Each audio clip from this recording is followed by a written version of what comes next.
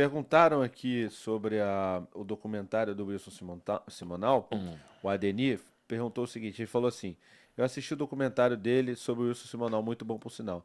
Só queria saber se a carreira do Wilson já estava em decadência antes do BO dele como funcionário. Não, não. O B.O. foi em 71. Até ali o Simonal era o artista mais bem pago. Ele já tinha passado o Roberto Carlos na questão da presença mesmo em televisão, o caramba, também tinha um próprio programa dele. O auge dele foi 70, tá? 69, 70. 71, ele estava ali. Depois de 71 desse negócio, aí foi só declínio, entendeu? Obviamente não aconteceu, foi caindo ao longo dos anos. E, na verdade, o que é estranho e cruel nas trajetórias do Simonal é a durabilidade exatamente dessa punição invisível, porque ele foi assim, músico que tocasse com ele ficava amaldiçoado, lugares que dessem oportunidade para fazer um show, ninguém ligava, ó, o Simonal cantou aí, então não vou cantar. Então teve toda uma história que acabou sendo tóxica para ele mesmo, que durou muito tempo. Então ele Uhum. pegou, você pode chegar assim, pô, no Brasil, pô, homicídio prescreve com 30 anos e ninguém fica preso esse tempo.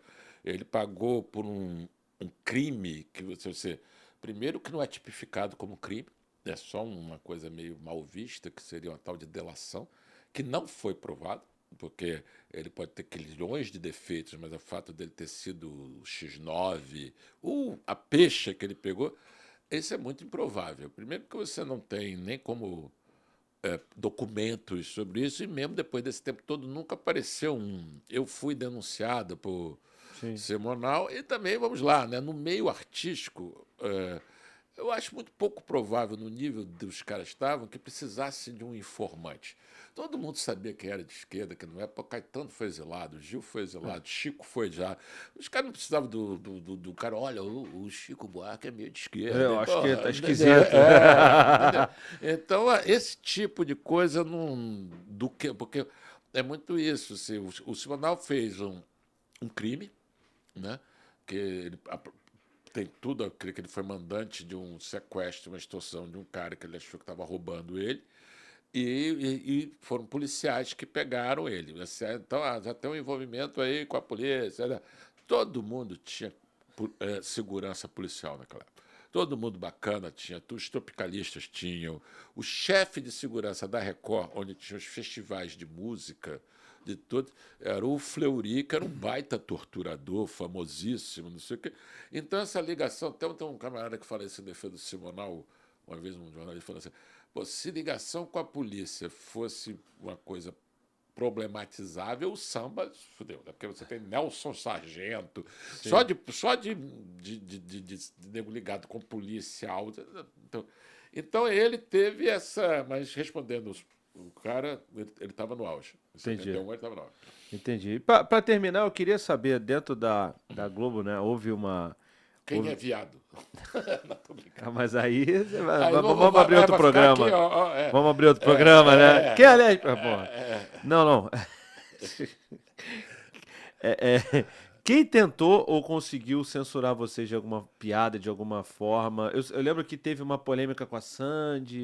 Não, vamos lá. Não é, existe, como num jornal, numa emissora de rádio, obviamente, tem uma linha editorial e tem, digamos assim, balizas, né? Sim, A gente, quando chega até hoje, você não vai chegar numa televisão aberta e vai falar um monte de palavrão, um cacete, que vai dar problema. Hoje fala muito mais do que falava, sim. mas na época daria problema. Ou mesmo questões assim, você falar uma coisa incorreta pra caramba de religião. Entendeu? Aham, São aham. coisas que vão incomodar o público. E no humor, principalmente, você tá ali, o feedback é risada. Se você pode até causar um certo incômodo no cara, mas se você incomodar mesmo, o cara pega, muda de canal e É. mais ainda, hoje em dia, com feedback, naquela época eu sempre brinco, na época teve pirata, o cara que estava puto com a piada, ele tinha que ir ao correio, né, velho? O cara tinha que escrever, hoje não, você tem essa coisa toda.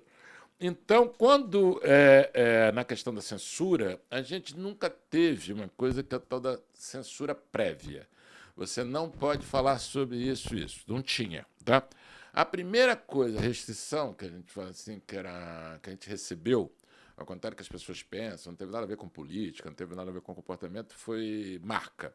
Que a gente zoava com o negócio dos comerciais, e aí o comercial começou a reclamar, porque não era nem por questões de que as marcas estavam reclamando, era o contrário, porque a gente estava dando de graça algo que o comercial vendia. Então, essa foi a primeira restrição que a gente criou, as organizações tabajaras, exatamente nesta lacuna, Sim. que já que não pode fazer comercial, a gente vai inventar um troço que faz comercial de tudo, que tem. Então, as organizações tabajaras surgiram exatamente dessa restrição. A outra restrição seguinte foi outros canais. A gente sacaneava Silvio Santos, Isso. fazia piada com Ratinho, então também não queria, pelo mesmo motivo de você não botar azeitona na empada dos outros. O deflagrador disso foi um quadro que a gente fez, Bananas de Cueca, que era para sacaneando os caras bananão. Não era o banana de Era pijama? banana de pijama, mas o nosso de cueca eram dois caras meio banana, que não pegava ninguém, então eram os bananas de cueca. Eram isso, os caras de cueca parecida com a roupa das bananas de pijama, mas eram bananas de cueca. E aí o ibope do banana de pijama subiu. E aí, para mim, não tem nada uma coisa a ver com a outra, mas para eles tiveram, entendeu? Então, tá vendo? Tá levantando, dando moral para os caras lá, para o inimigo, para os alemão, não sei o quê. Então, as primeiras restrições foram totalmente dessa ordem. Aí teve dois episódios que foram assim. Um foi o 11 de setembro, que a gente foi numa terça-feira. Eu estava em casa quando caíram as torres, foi quando eu fui para o Projac, obviamente, estava só se falava disso. Quando a gente foi à reunião, na própria terça-feira, a gente já começou a fazer piada, e na quarta-feira, na reunião, a gente só foi saindo piada. Já tinha Osama Bin Laden, já, o diabo, e a gente foi fazendo piada. Aí a gente fez um programa quase inteiro sobre o 11 de setembro, tirando paródia de novela, uma coisa ou outra. Mandamos texto para a produção, me ligou o Mário Lúcio Vaz, que já tinha voltado a ser o chefe. Eu me lembro que eu era o retorno final, então ele que me ligava para mim. Aí falando assim, só falou assim, eu entendi aí. Aí eu falei, ei, patrão, o que tá falando? Você quer? Ele falou, vocês estão malucos, cara? Eu falei assim, o que vocês fazem? Eu falei assim, o que foi nos textos que vocês mandaram? Vocês estão malucos? Aí eu falei, o que foi, Mário? Eu falei, ele falou, o que foi? 3 mil mortos, cara. Eu falei, cara, mas foi lá em Nova York. Eles não vão ficar putos. Não, eu sou aqui no Brasil. Aí ele falou assim, 3 mil mortos. Aí eu falava qualquer coisa, ele falava, 3 mil mortos. Ele falou assim, é o seguinte, não vai ao ar nada disso. Vocês fazem outro programa, escreve outra coisa. Daqui a um tempão você vai me agradecer. E ele tinha toda a razão. Na verdade, é óbvio que foi totalmente sem noção nossa. Ia ser exatamente uma coisa que o público ia ficar revoltado. Ficar muito chocado. Ia ficar chocado. E vamos lá, ao longo do ano, as piadas todas foram ao ar. Entendeu? A gente fez o Cafofo do Osama, fizemos um quadro fixo do Osama Bin Laden fugindo, morrendo de medo do Rio de Janeiro, não sei o quê. E beleza, isso foi um negócio que a gente discutiu, mas eu dou razão, e ele realmente, eu acho que ele livrou nosso rabo bacana, nossa cara e nosso rabo. E depois foi a questão do sequestro do Silvio Santos, que também fez um monte de piadas com o Silvio Santos. E aí eu acho que foi errado, que eles chegaram e falaram, caíram na regra, tá falando de outro canal. Eu falei, não estou falando de outro canal, estou falando de um fato que ocupou o Jornal Nacional. O Jornal Nacional falou de outro canal. Então, esses eles vetaram as piadas. Então foi o único caso assim, de piadas, mas tirando uma coisa assim, pontual, né? Tipo, teve uma. Na época do mensalão, entendeu? Que aí mudou um pouco, que eu falo também, começou a mudar a relação do humor político, que eu falo que a gente sempre mexeu com políticos que foram eleitos através do voto. Depois que começaram a chegar outra vez do devoto, que aí ficou mais complicado, que é o camarada, assim, parece que você está xingando a mãe do cara. Perfeito. E aí, quando teve o negócio do mensalão, começaram o Lula, no início, falou que não sabia de nada, que foram uns aloprados, não sei o quê. E depois ele mudou de discurso dizendo que não existiu, que era invenção, e virou invenção da mídia golpista, antes da Dilma, entendeu? Então, de mídia golpista.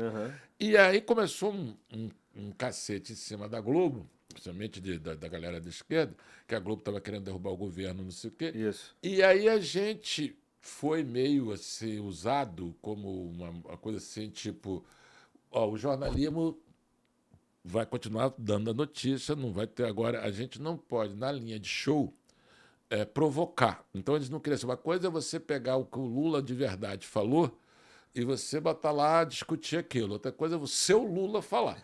Ganhe muito dinheiro no YouTube seguindo esse conselho. Veja só, olha, a gente fez o curso do Peter Jordan, YouTube Sem Aparecer. Para quem não sabe, o Peter é um dos maiores youtubers do Brasil e do mundo, tem mais de 14 milhões de inscritos. Só em um canal dele, ele tem mais de 60 canais e ele vai ajudar você a ganhar dinheiro de verdade no YouTube ou em qualquer outra rede social. Então eu recomendo, a gente usou, foi muito bom pra gente, vai ser bom pra vocês também, tá bom?